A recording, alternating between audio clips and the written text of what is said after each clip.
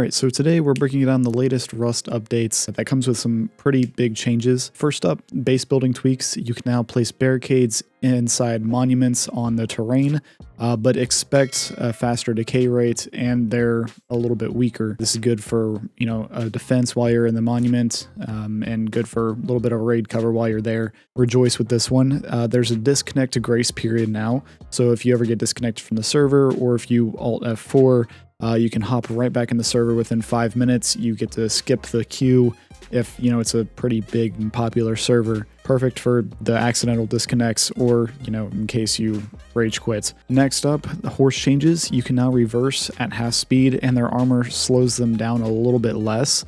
This makes them more nimble for quick escapes. Workbench woes are a thing of the past. You can now access the lower tiered workbenches if you have a tier 3 or a tier 2. So if you have a tier 3 workbench, you can access tier 1 and tier 2. And if you have a tier 2, you get to access tier 1. It just goes up from there. So you no longer have to have 3 different workbenches in the same area. You got everything covered in one spot.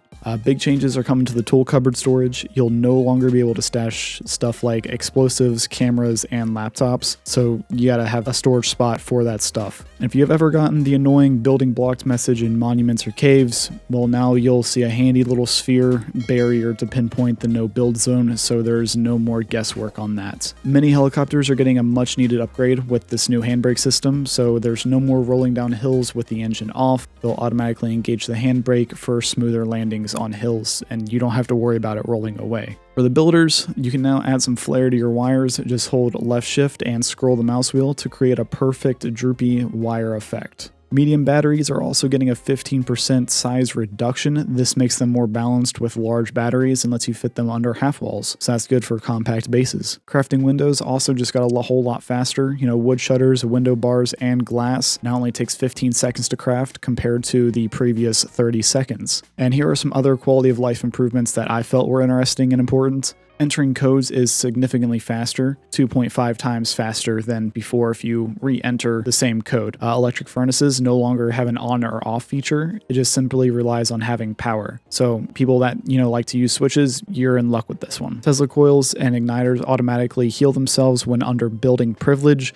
making some trap bases seemingly invincible since it's automatically healing itself. You can now see another teammate's building guide as long as you're holding a building plan as well, so you guys can work together on building a base and see what he's placing and where he's placing it. SAM sites now also have a toggle for defender mode where they will only target MLRS rockets, so you don't have to worry about, your helicopter getting shot out of the sky if it's set on defender mode. And that's all for the June 6th update. I hope you guys enjoyed the video. If you are new to the channel, make sure you like and subscribe, and I hope you have a wonderful rest of your day. Peace.